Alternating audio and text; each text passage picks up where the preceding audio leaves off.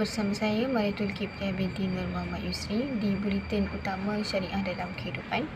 Terdapat banyak aduan mengenai pelaburan emas yang menunjukkan ianya perlu diambil berat mengikut perspektif Islam. Berikutan permasalahan berikut yang diambil cakna bagi kemudahan umat Islam di Malaysia. Bersama kita di lapangan, wartawan Maritul Kiptia binti Nur Muhammad Yusri akan mengupas isu pelaburan emas cakna hukum dalam rencana keuntungan.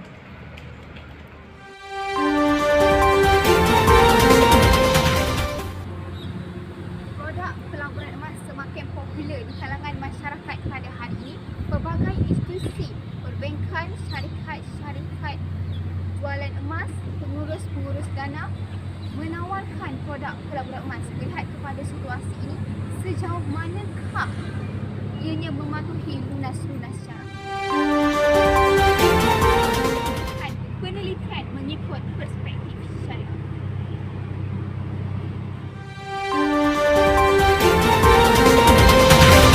Selain daripada itu, adakah syarikat pelaburan emas yang betul-betul mengikut patuh syariah ada wujud di luar sana? Jawapan dia, ya, memang ada syarikat-syarikat, bahkan bank-bank yang reputable banks yang menawarkan produk-produk pelaburan emas. Dan kalau kita tengok, satu-satu produk pelaburan yang melibatkan emas akan diiktiraf sebagai patuh syariah ataupun syariah compliant investment bila mana dia memenuhi beberapa ciri-ciri wajib. Dan bila kita bercakap tentang soal emas, kita kata ada satu hadis, satu undang-undang, satu kod yang perlu sepatutnya dihafal oleh semua orang, yang mana yang diriwayatkan oleh Ubadah bin Samit. Nabi sallallahu alaihi wasallam sebut adz-dzahabu bil-dzahabi wal-fiddatu bil-fiddati wal-burru bil-burri wasyairu bil-syairi wat-tamru bil-tamri wal-milhu bil-milhi sawaan bisawain yadan biyadin. Dan Nabi kata fa in ikhtalafat hadhihi al-asnaf fabi'u kaifa syi'tum idza kana yadan biyadin. So kita kata dalam isu benda yang melibatkan emas, benda yang paling utama kita kena pastikan emas tu ada. Dan ini merupakan salah satu orang panggil ciri yang paling utama sekali untuk setiap orang yang berminat ataupun berniat untuk menyertai pelaburan emas. Dia kena pastikan pelaburan emas ini akan menyebabkan dia memiliki emas yang sebenar. Bukan semata-mata benda yang tertulis atas kertas, tapi bila mana dia minta emas dia nanti satu hari nanti, dia kata, oh kami tak boleh bagi emas yang sebenar. Itu salah satu petanda yang cukup jelas bahawasanya pelaburan ini kemungkinan scam.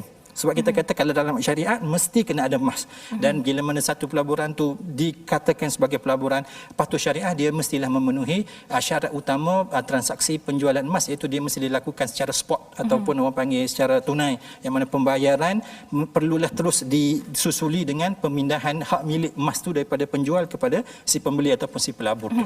Di peringkat Isra Consulting pun kita ada banyak menasihati banyak syarikat. Antara syarikat yang kita telah certify ataupun kita telah endorse sebagai menjalankan ataupun menawarkan produk-produk pelaburan patuh syariah ialah seperti Quantum Matter yang kita sebut QM. Setakat ini kita kata dekat Isra Consulting kita telah endorse 3 produk pelaburan emas yang ditawarkan oleh syarikat Quantum Matter Sdn Bhd ataupun QM ini, iaitu Gold Storage Account, Gold Leverage Account dengan Gold Advance Account. So ketiga-tiga ini setelah kita telah berpuas hati dari sudut strukturnya dan dari sudut orang panggil documentation yang terlibat, maka Isra Consulting telah mengesahkan bahawasanya ketiga-tiga produk ini adalah produk pelaburan emas yang memenuhi kehendak syariah, maka dia jadi syariah.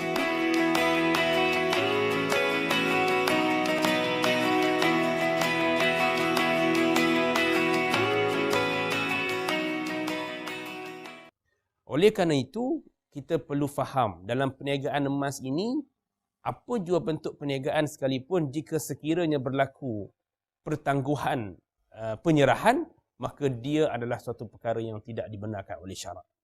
Emas dibahagikan dalam perbincangan moden ini kepada 3 jenis.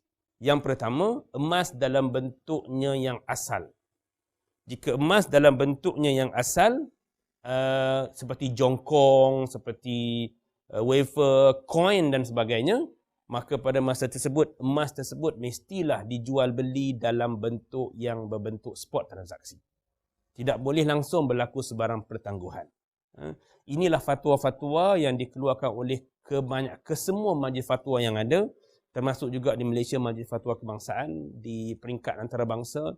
Ini juga pandangan dikemukakan oleh Akademi Fiqh di Jeddah dan juga akademik di dalam Rabitah Alam Islami, dan juga yang dikemukakan oleh suatu badan yang diterima pakai ramai, iaitulah Badan Penasihat Syarak kepada IOF di Bahrain.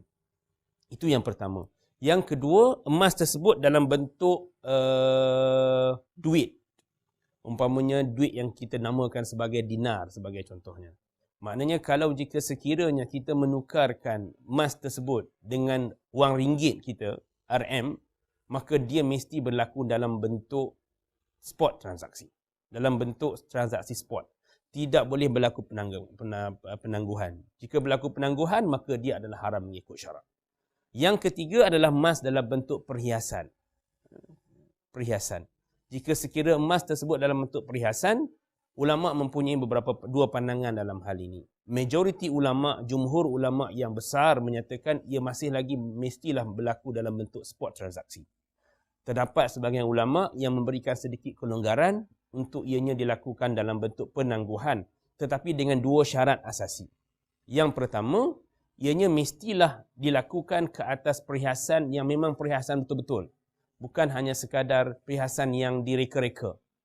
Konon-konon nak mengelakkan daripada emas jongkok, maka dibuatlah sedikit sebanyak perhiasan, tetapi tidak ada orang yang nak pakai pun atas perhiasan, kerana tak boleh dianggap sebagai perhiasan. Dalam bahasa Arab dipanggil sebagai huli asuri. Sebagai suatu perhiasan yang hanya sekadar dibuat perhiasan, tetapi bukan perhiasan. Semata-mata kononnya untuk melarikan daripada hukum jongkok. Itu syarat yang pertama. Yang kedua, memang transaksi tersebut merupakan transaksi yang berbentuk real. Bukan bentuk spekulasi, bukan hanya sekadar untuk arbitrage. Ini dua syarat yang paling asasi. Kalau kita cuba melihat apa yang berlaku di dalam pengamalan kita pada hari ini, dalam transaksi emas, terlalu banyak perniagaan emas yang berlaku di pasaran yang gagal untuk memenuhi syarat ini. Itulah syarat tidak berlaku sebarang penangguhan. Ada yang bertangguh 3 hari, ada yang bertangguh 6 hari, ada yang bertangguh 7 hari, ada yang sampai kepada 30 hari. Penangguhan-penangguhan ini adalah suatu perkara yang tidak diterima pakai mengikut syarak. Ianya bertentangan dengan syarak, dan saya menyeru semua masyarakat untuk mengelakkan melakukan perniagaan-perniagaan emas ataupun transaksi emas ini dalam apa jua bentuk sekalipun, jika sekiranya ianya merupakan suatu penangguhan. Terdapat penangguhan di dalam penyerahan emas tersebut bila mana kita melakukan transaksi. Pandangan pakar-pakar mengenai isu pelaburan emas mengikut perspektif syariah, masyarakat pada hari ini juga telah dihidangkan dengan parameter pelaburan emas yang telah disusun oleh Jabatan Kemajuan Islam Malaysia bagi menilai dan mengikut panduan yang telah ditentukan oleh lunas-lunas syarak.